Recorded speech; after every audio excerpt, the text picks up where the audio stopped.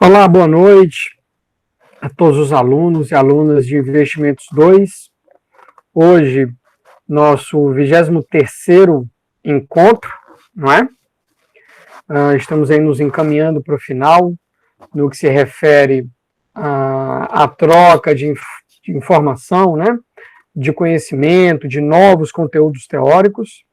As nossas duas últimas aulas, encontros 25 e 26, com esse conteúdo, no caso aqui sobre CCAPM, né, Consumption Capital Asset Pricing Model, serão na semana que vem.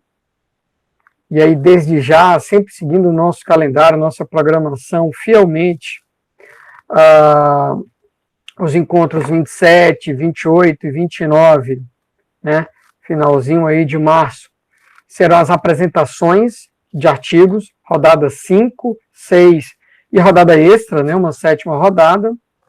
Nosso 30º encontro, a apresentação dos trabalhos em equipe. E vamos deixar 2 encontros aí para tirar dúvida e para uma eventual segunda chamada e para um fechamento também da disciplina. Muito bem, hoje 8 de março, Dia das Mulheres. Desde já gostaria de saudá-las, né, parabenizá-las e agradecer a todas elas por esses dons e carismas tão importantes.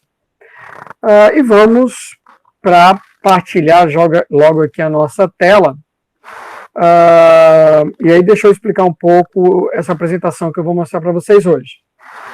Nós estamos em Consumption Capital Asset Pricing Model, que são os modelos de Macrofinance, né? Em que a gente está começando a introduzir um agente microeconômico, uma família, ou um agente representativo de um estado, de um país, de uma sociedade. E ele toma decisões de consumo, poupança e investimentos.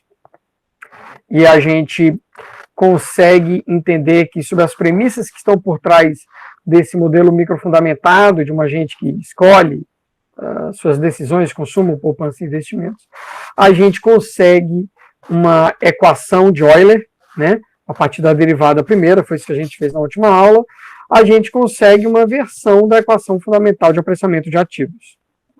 Muito bem.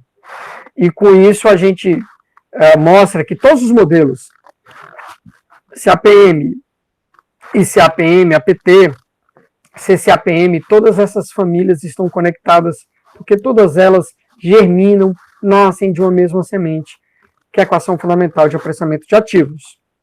E a gente finalizou a aula passada dizendo, olha, tudo perfeito, a macro se encontrando com a micro, se encontrando com finanças, que coisa linda, década de 70 ali, até tem contribuições nesse sentido, finalzinho da década de 60 ainda, mas eu frisei bem o paper de 78 do Robert Lucas, da árvore de Lucas, né?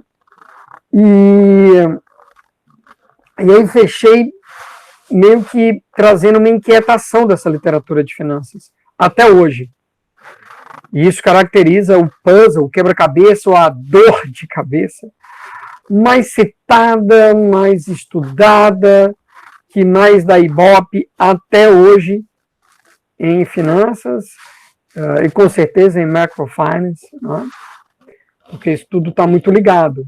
Que é o quê? Olha, parece, tá? Que esse modelo é muito bonitinho, tudo jóia, só que na hora que eu vou testar empiricamente esse modelo para fitar os dados observados, os dados da vida real, concorde você ou não com os dados da vida real, o modelo só ajusta a um custo muito elevado. De quê? Um custo muito elevado no que se refere ao valor dos parâmetros estimados. Os parâmetros não são condizentes com a vida humana, né? Sabe quando a gente fala em condições de vida humana num outro país, olha, não é condizente, não dá. Exagero à parte com essa analogia, mas os valores que a gente acha para os parâmetros, de fato, não são conciliáveis com o que a gente entende de comportamento humano. E aí a gente precisa mexer nos modelos.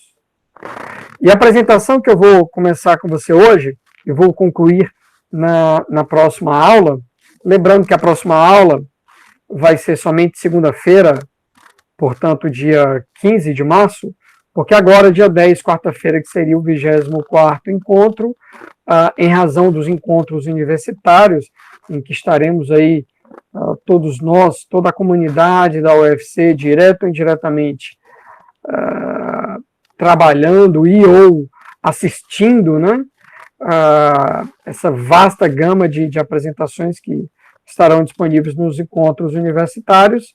Em razão disso, não haverá aula, né, regular. Então, eu fecho essa aula de hoje, na segunda-feira, dia 15, mostrando a mesma apresentação, o mesmo slide, que, claro, vai estar disponível para você lá no Cigar sempre, né? Que é a apresentação de um artigo meu, né? Essa que é, certamente, a maior contribuição da minha carreira acadêmica, provavelmente será, dificilmente eu vou fazer algo que agregue, pelo menos, pode ser que em Growth, em Public Finance, mas em Asset Pricing é melhor parar por aqui, devo continuar pesquisando, mas nesse nível, com esse tipo de contribuição, eu acho difícil. Então, eu vou começar a apresentação desse artigo, e alguns slides desse artigo vão ser utilizados na aula de hoje. E os demais slides na aula que vem, segunda-feira, dia 15. Tá? Deixa eu começar aqui, portanto, apresentando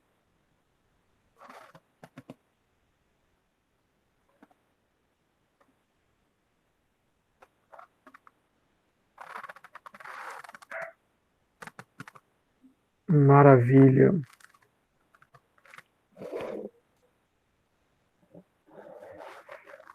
Deixa eu ver aqui.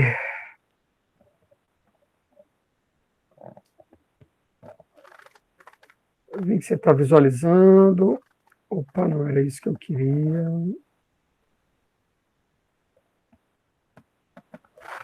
Só um minutinho.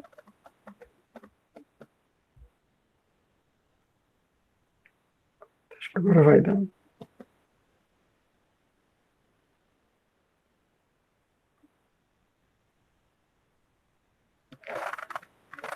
Não, não deu.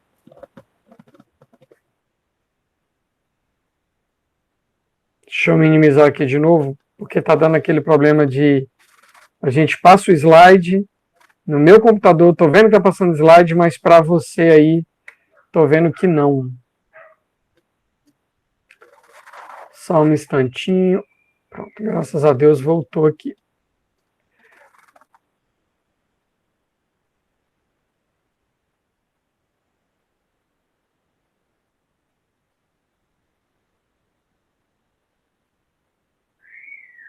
Pronto. Era o que eu precisava aqui.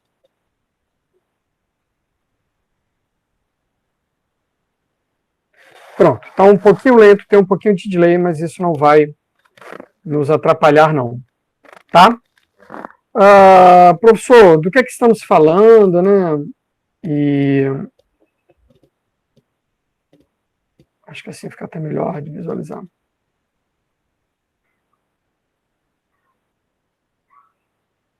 Pronto. Vamos lá, gente. Desculpa a demora, mas agora valendo. Então, a tradução desse artigo, né?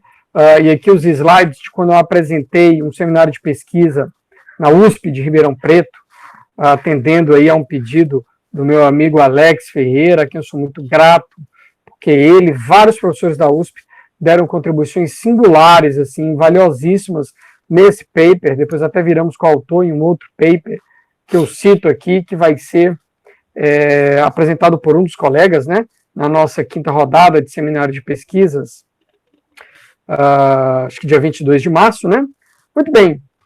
Então, eu aceitei o convite do Alex, a gente se conheceu aí num desses encontros científicos, tá? E aí, esses slides que eu apresentei lá, desse que, como eu falei, é a minha maior contribuição, por assim dizer, para a ciência, pelo menos no que se refere a apreciamento de ativos, né?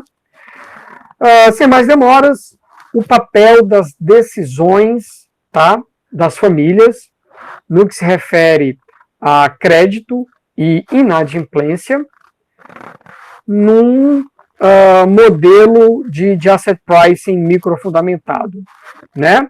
Então, assim, posso antecipar um pouco desse paper, no spoiler da aula que vem, a gente vai incorporar aquele modelinho que a gente viu na aula passada, a restrição orçamentária ali do agente, que ele decide quanto ele consome, quanto ele poupa, quanto ele investe, mas ele também decide hoje e no futuro se ele quer tomar crédito. E no período seguinte, se ele quer honrar e pagar o que deve, a dívida do crédito, ou se ele quer pagar parcialmente, aí dá um default, se torna parcialmente inadimplente, ou se ele dá um default total. Tá? É basicamente isso.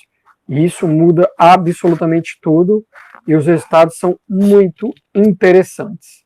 Tá? Esse é o paper que eu apresento para vocês no nosso 25º encontro, mas existe uma reflexão aqui nesses slides que era o que eu queria trazer hoje, não é? Muito bem, dá uma olhadinha nessas equações aqui com o papai. Ah, Paulo, estou me lembrando disso aqui, agora estou entendendo a conexão dessa aula de hoje com as aulas passadas.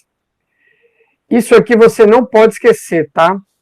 Você pode esquecer meu nome, pode esquecer qualquer coisa. Mas isso aqui não, porque isso aqui é a equação fundamental de apreciamento de ativos. O preço de um ativo hoje em T é igual à esperança condicional em T, tá aqui o subscritozinho T, operador esperança condicional. Isso quer dizer o quê? Eu vou pegar a informação que está dentro do parênteses, que é uma informação futura, que está em T mais 1, vou projetá-la no espaço de informação hoje em T. Né? É como se você me perguntasse quanto é que você acha que vai fechar o Ibovespa daqui a um mês, com base na informação que você tem no mês corrente. Então é isso, é uma espécie de previsão condicionada ao que eu sei hoje. Muito bem. E o que está dentro do parênteses, o fator estocástico de desconto, que é esse MT mais 1, a busca por esse rapazinho aí, por esse cidadão é o santo graal de asset pricing, multiplicado por XT mais 1, que é o vetor de payoffs, o quanto esse ativo financeiro vai colocar no teu bolso em T mais 1. Se você vende esse ativo em T mais 1, o que vai entrar no teu bolso é o preço dele, em T mais 1. Não é um fluxo de dividendos, um bônus, nada. Tá? Um cupom, não. É o PT mais 1, porque você vai vendê-lo. Tá? E aí, quando o PT entra dividindo, vai para o lado direito dividindo, a gente tem essa outra equação aqui, né? 1 é igual ao retorno, a esperança condicional do MT mais 1 que multiplica o retorno bruto. Esse retorno bruto a gente sabe que é 1 mais o retorno líquido. Esse retorno bruto é PT mais 1 sobre PT. A única coisa que eu fiz foi passar o PT dividindo. E eu posso jogar o PT dividindo, porque o PT é uma informação conhecida hoje em T. Tá? Por isso que ele pode entrar e sair da esperança condicional sem nenhum problema. Tá, Paulo, isso aí meio que revisa a primeira aula, vai, de CCAPM há uma semana, né? Dia 1º de março. Aí eu trago uma reflexão, tá? Já da aula passada, e aí a gente entra na aula de hoje. Olha, se é verdade que o retorno bruto de todo ativo tem que ter preço 1, quando eu pego dois ativos distintos e quero dar preço no retorno excedente deles, esse preço tem que dar 0. Se um retorno qualquer aqui tem preço 1, e isso vale para quaisquer dois ativos, tá? Eu posso pegar aqui um ativo qualquer, que eu até poderia aqui manipular, se quisesse. Deixa eu ver aqui se...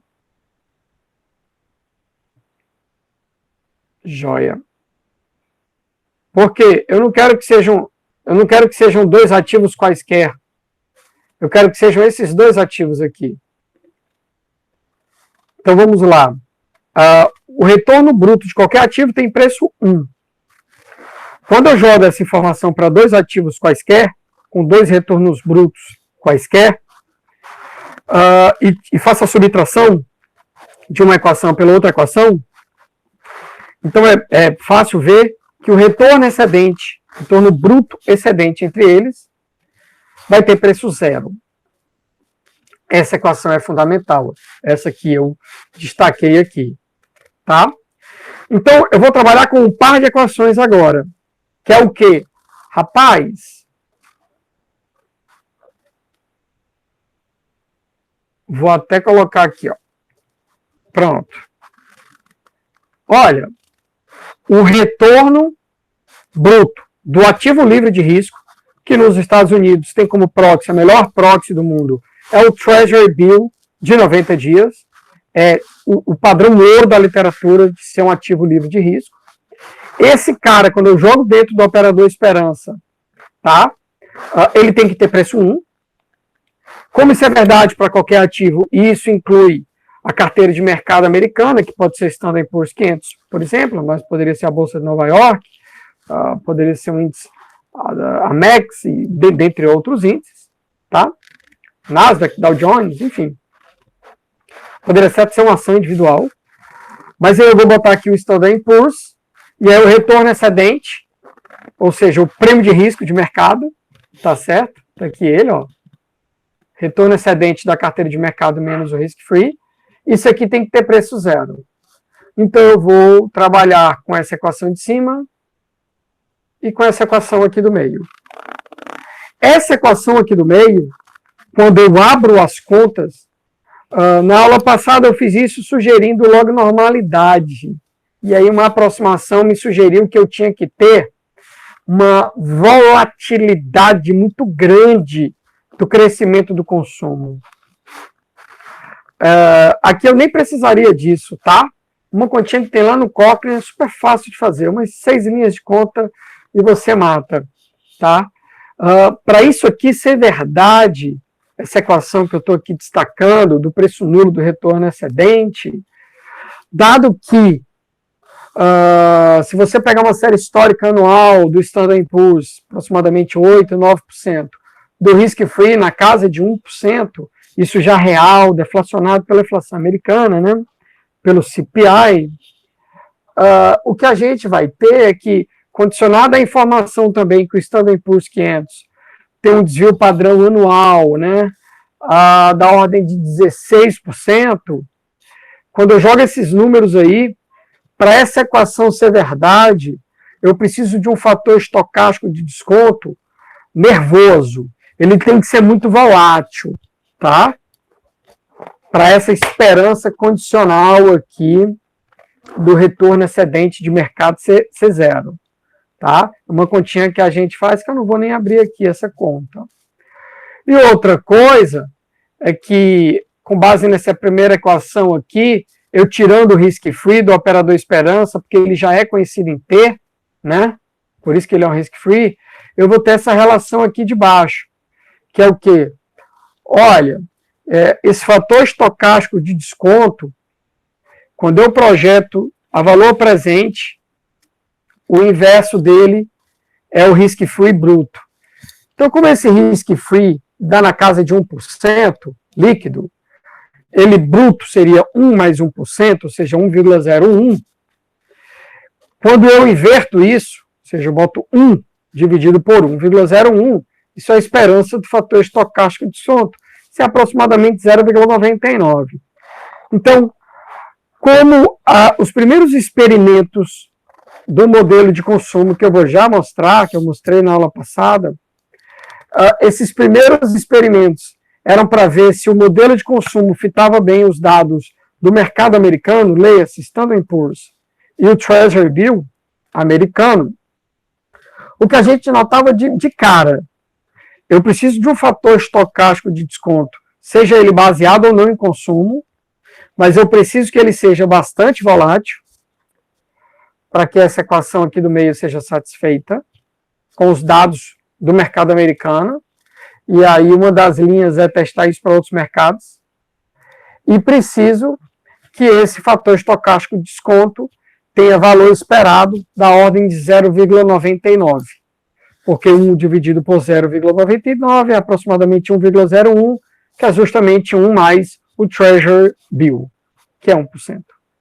Então, eu preciso de um fator estocástico de desconto que, na média, tenha 0,99, um pouco mais, um pouco menos, e preciso que esse fator estocástico de desconto tenha bastante volatilidade. E isso foi motivando uma agenda de pesquisa, porque o que se mostrou logo na sequência é que o fator estocástico de desconto de consumo, tá aqui essa equaçãozinha, ó. Olha o MT mais um aqui dentro. Tá vendo ele aqui? Esse é elevado a menos delta aqui. É o beta, é uma outra forma de escrever, tá? Você tanto pode colocar o beta como pode colocar nessa forma, não vai fazer diferença nenhuma. E o MT mais um é dado por isso aqui, ó. Razão das utilidades marginais de consumo. Massa. Paulo, então a gente precisa que esse cara todo aqui, ó.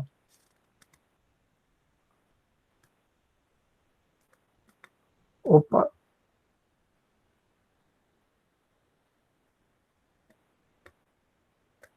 A gente precisa que esse cara todinho aqui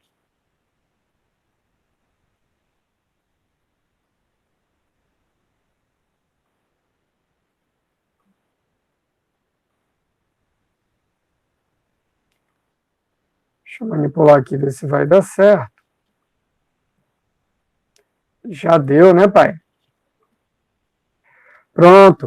Eu preciso desse cidadão que está dentro aqui desse quadradinho amarelo. Precisava, né? Na década de 80, né?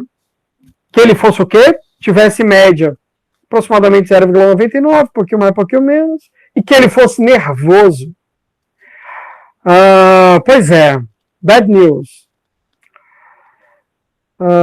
Não é nervoso, não.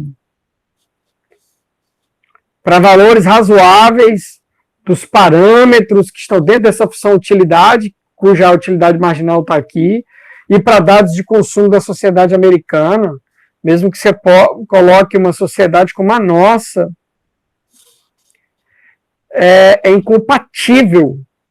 As utilidades, as funções de utilidades que se tinha na cabeça na época, os dados de consumo americano ou de qualquer outra sociedade, são incompatíveis com aquelas duas equações que eu te mostrei no slide anterior. Só pode ser verdade se tiver oscilação muito grande. Para oscilar muito grande, só tinha um jeito. Os parâmetros de aversão ao risco que estão aqui dentro, esses parâmetros precisariam ser... Deixa eu ver se nesse slide aqui a gente vê. Não tem nesse slide, não. Mas os parâmetros, o parâmetro de aversão ao risco precisaria ser da ordem de 50, 80, 100. Quando a gente aceita parte da literatura que ele tem que ser no máximo 10 ou no máximo 5, e a gente até que acredita que no máximo 2. Isso meio que resume, fecha as duas primeiras aulas, e o elemento novo da aula de hoje é esse slide aqui. Essa é a revisão, tá, da literatura. Paulo, o que é que nos diz aqui? Olha, eu trouxe para você a árvore de Lucas de 70, né, quando eu fiz menção. Mas há contribuições até que antecedem, como Samuelson, 69, Rubinstein, 74, no mesmo ano do Lucas, o Hall, 78, Breeden, 79, Grossman Schiller, 81. Todos esses artigos devidamente lidos por mim, claro. Esse tipo de paper no Annals of Finance não dá para publicar com citação por tabela, né? Você leu no paper do Zezinho o que ele disse que o Breeden falou. Então, todos esses papers devidamente lidos, resumidos, não é? E citados aí com propriedade, esses papers têm algo em comum. É a base de macrofinance. E eles estavam testando, tá? Muitas vezes, saber se era compatível o modelo de macrofinance com os dados do mercado financeiro ou com os dados monetários, somente com taxa de juros, Treasury T-Bill, que é o título público americano, que é monetizado via taxa de juros americana, é como se fosse a Selic deles lá, né? Que é decidida não pelo nosso Copom, mas pelo Fed, né, pelo Federal Reserve lá. E eles começaram a ver que os dados eram incompatíveis, porque para fitar os dados, os parâmetros ficavam com valores absurdos. E aí tem um survey de 2017 do time, foi publicado no Journal of Literature, oh my God, no Journal of Literature Survey, Journal of Economic Survey. Oh, morte horrível, esqueci. É um journal muito bacana, tá? Prometo que tá lá no paper, né? Porque eu não tô com ele aqui aberto agora, tá? Eu acho que é Journal of Economic Service. Mas, enfim, lá nesse trabalho, eu tive a honra de ser um dos pareceristas dele, né? A pedido do editor da revista, o Marcelo Fernandes, que foi meu professor, que eu sou muito grato, aprendi absurdamente com ele, um grande referencial para mim. E aí, esse paper do time caiu como uma luva, porque antes dele ser partilhado com a comunidade, antes de ser publicado, eu tive a honra de ler, né, como working paper ainda. Isso me estimulou muito, assim, a voltar a pesquisar asset pricing, que era o tema da minha tese de doutorado, que foi o assunto que eu mais estudei na minha vida, que talvez eu tenha mais propriedade para falar, sobre o qual eu tinha publicado em 2015, 2016, papers que vocês vão apresentar na quinta rodada, dia 22 de março, e aí me motivou a voltar a estudar esse assunto, porque me passou a impressão que 30, 40 anos depois, esse puzzle, esse quebra-cabeça não estava fechado. Como fitar os dados do mercado americano com parâmetros cujos valores estimados sejam razoáveis, não é? E aí esse survey era o que eu queria trazer na aula de hoje, porque ele motiva as correntes, as principais correntes que foram desenvolvidas, né? Primeira coisa, como eu já havia até comentado na aula passada, técnicas de estimação baseadas ou não na equação em nível.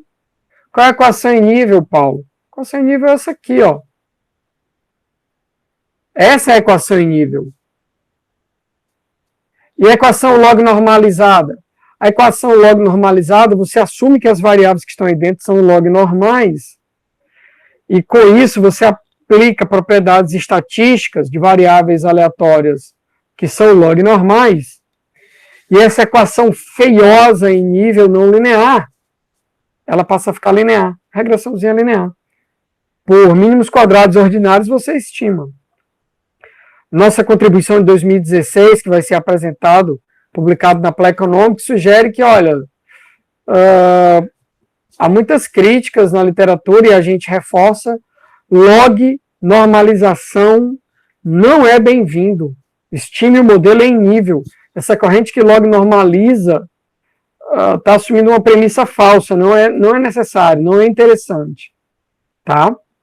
Então esse é um caminho que parece que se perdeu.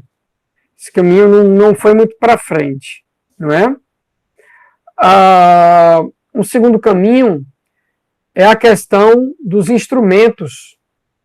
A gente vai ver aqui artigos de caras muito bons nessa literatura de asset pricing, Cochrane, dentre outros, grandes econometristas, o Campbell, caras que vão sugerir quais são os instrumentos, ou seja, quais são as variáveis aleatórias que eu vou assumir que estão disponíveis em T, são observáveis e elas resumem bem o mercado.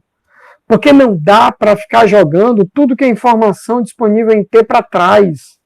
Porque o modelo vai ficar com muito instrumento, pode ter problema de sobreidentificação, ele nem estima às vezes, ele trava. A gente vai ver no nosso 26º encontro, que vai ser dia 17, exatamente. Como é que a gente estima esses modelos no envios? Rapaz, tem que ter muita fé, muita sutileza, é dificílimo. E aí, se você joga muitos instrumentos e polui, rapaz, nem estima. E você pode ter problemas de endogeneidade, previsão fraca, falta de exogeneidade. Jesus, é um emaranhado de problemas.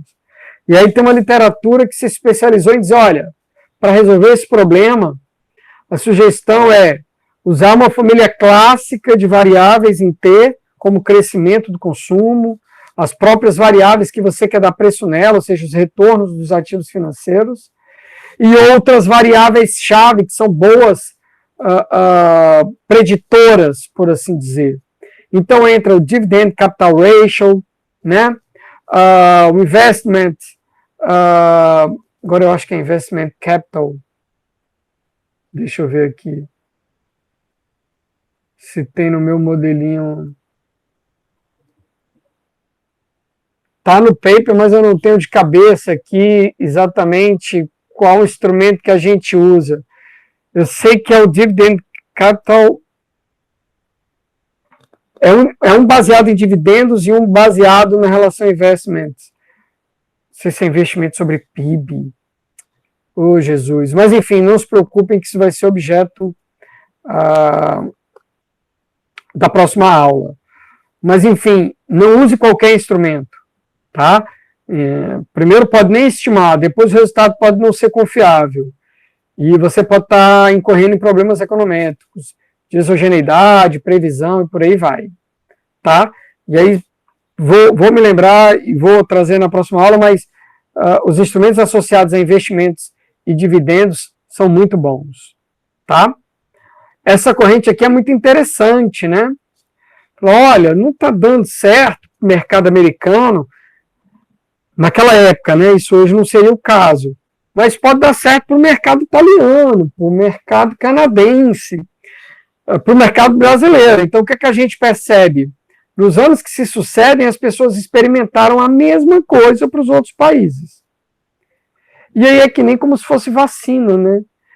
Você pode até identificar que uma vacina tem melhor eficácia no país ou no outro, por alguma característica, sei lá, racial, genética, eu não sei. Mas o resultado acho que muda pouco. Aqui é a mesma coisa. Se não deu certo para modelar o prêmio de risco americano, por que vai dar certo para o canadense ou para o britânico, para o japonês ou para o brasileiro? Não dá. Mas é bom ter esse tipo de literatura, porque ela diz, olha, testei por aqui, não resolve tão bem para o Brasil. E aí a evidência de falha, de puzzle, de quebra-cabeça vai ficando mais robusta. Então tem uma literatura que no começo testou para outros ativos, outros índices de mercado americano, eu vou testar para o Dow Jones. Dá com os burros na água também. Ou então chega e diz, eu vou testar com os índices de mercado para outros países. Burro na água. Vou testar para outras janelas de tempo. Para que um século? Eu vou usar só para uma década. O resultado continua ruim, não é?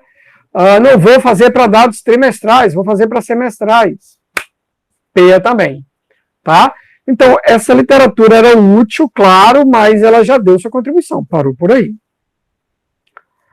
Essa literatura aqui, muito interessante, eu acho que o Ravi Bansal, né, que eu já fiz menção a ele na aula passada, tem contribuições interessantes nisso aqui, dentre outros. As pessoas simplesmente querem testar flexibilizações no vetor de premissas, tá? E querem trazer mais realidade para esse mundo. É uma literatura muito interessante, nunca me aprofundei muito nela, já li papers sobre, mas não brilhou meus olhos para seguir, por exemplo. Sei que é útil para entender, mas não resolve o Act Premium Puzzle. E talvez as duas literaturas que mais vingaram e que são mais citadas, as duas correntes, né? Essa das preferências é assim, a menina dos olhos de ouro, talvez, espilar essa corrente, que é assim, olha, a utilidade que é usada, que é utilizada, a utilidade canônica, vastamente utilizada na década de 70 e 80, eu até mostrei a cara dessa utilidade, né? CRRA, que tem a versão relativa ao risco constante, tá? Essa utilidade, ela é interessante, mas ela é muito limitada. E o parâmetro dela de aversão ao risco se mostra muito alto quando eu estimo, e não fita os dados ok, né? Então, uma família de utilidades foram surgindo. A Bell, em 1990, que vai incorporar elementos de que você não olha só para o teu próprio umbigo, você olha para a decisão de consumo das outras famílias, e se elas te influenciam positivamente, você é patriota, você é solidário. Se o aumento da felicidade das famílias e o aumento de consumo te deixa mais triste, você é invejoso. Os modelos de Epstein-Zinc, que a gente até usa nesse paper, falarei depois, os modelos de formação de hábito de Campbell e Cochrane, um dos papers mais complicados que eu já li na minha vida, dentre outras especificações de utilidade, tá? Então as pessoas foram brincando com a função utilidade, aumentando a quantidade de parâmetros e tentando flexibilizar essa utilidade para que ela se tornasse mais realista, e claro, para ver se resolvia.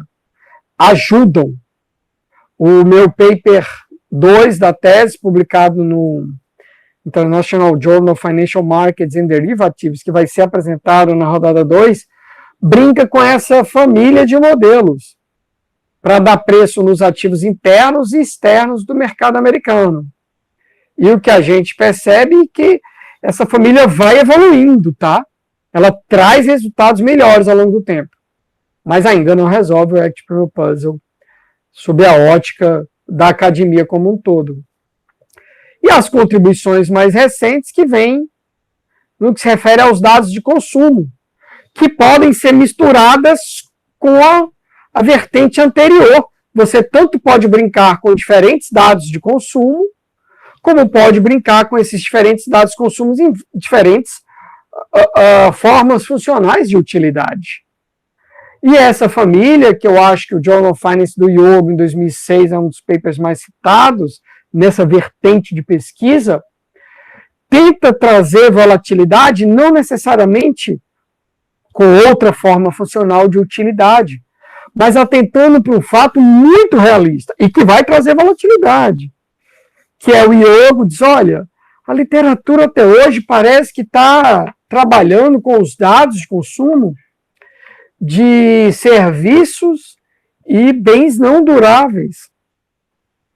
Que é o quê? É a minha cesta de consumo hoje com as diaristas aqui de casa, corte de cabelo, serviços de pet shop da nossa cachorra, manicure da minha esposa, alguns outros serviços que não me vêm à cabeça, e a nossa cesta de consumo.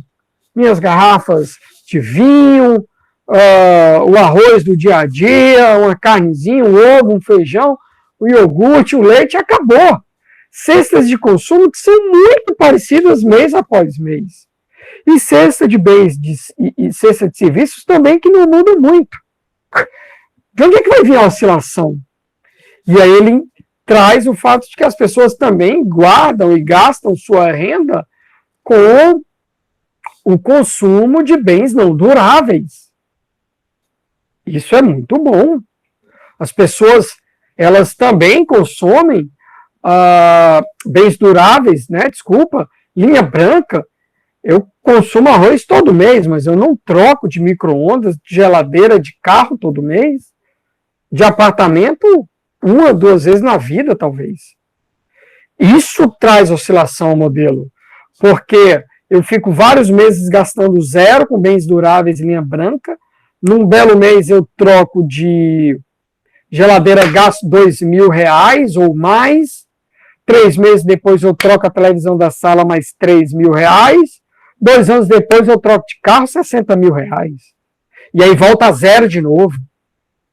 Isso traz oscilação, e essa oscilação é importante, porque ela vai, primeiro, ajudar a fitar os dados com a aversão ao risco mais baixa, depois ela é mais realista, porque é verdade que a gente faz isso na vida real, não é?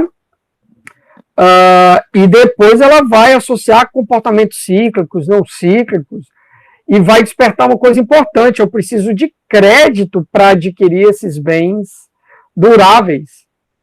O mercado de crédito nem entrava nos modelos antes, porque as pessoas não costumam muito pedir crédito para consumir arroz. Você pode até entrar numa linha de crédito muito comum, quem nunca entrou, né, para o dia a dia, Não é nem para linha branca, ou carro, ou casa, é no dia a dia.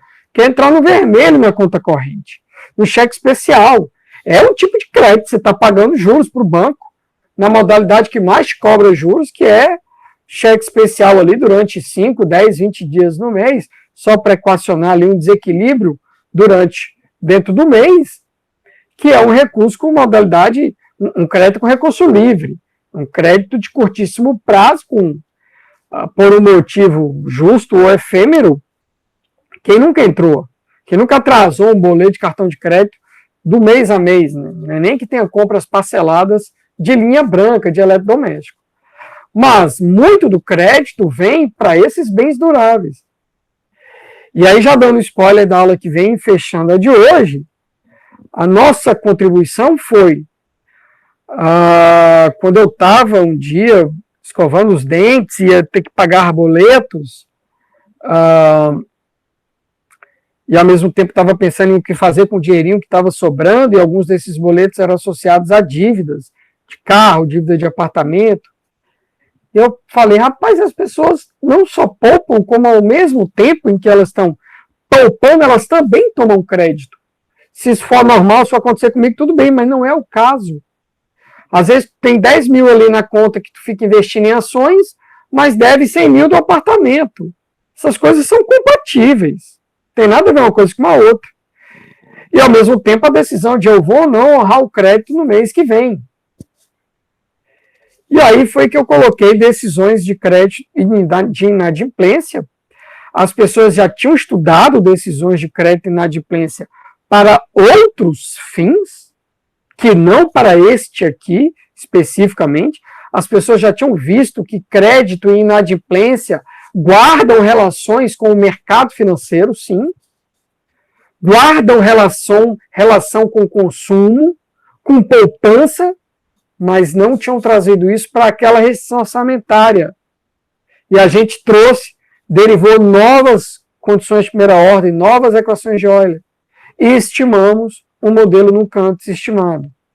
É isso que a gente vai fazer nesse Annals of Finance, publicado no começo de 2019, que é uma obra-prima e que, sim, contribuiu bastante para essa literatura de asset pricing.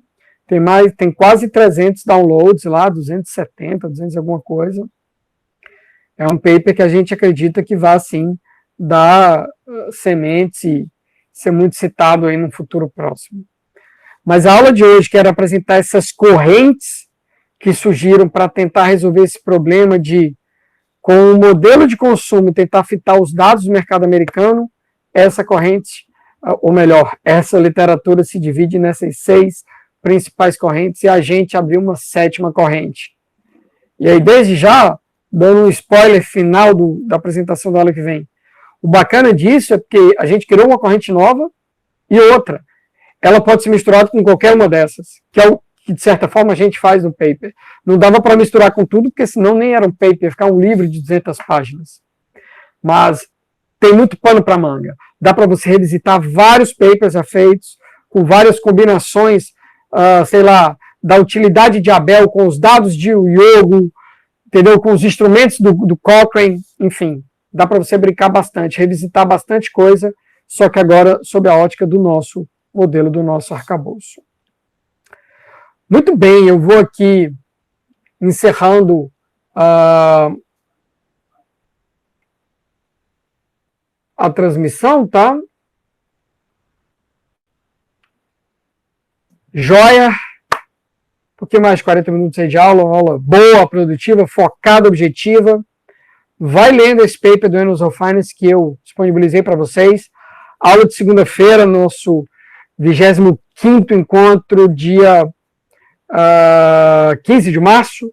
Vai ser sobre ele. É um fechamento maravilhoso em termos de novos conteúdos teóricos e aplicados. Aula dia 26 é a estimação do envios. Encontro vocês nos encontros dia 22, 24 de março, 29 de março, na apresentação dos papers, hein? Até mais, saúde, que Deus nos abençoe sempre. Vou encerrar a gravação por aqui, até mais.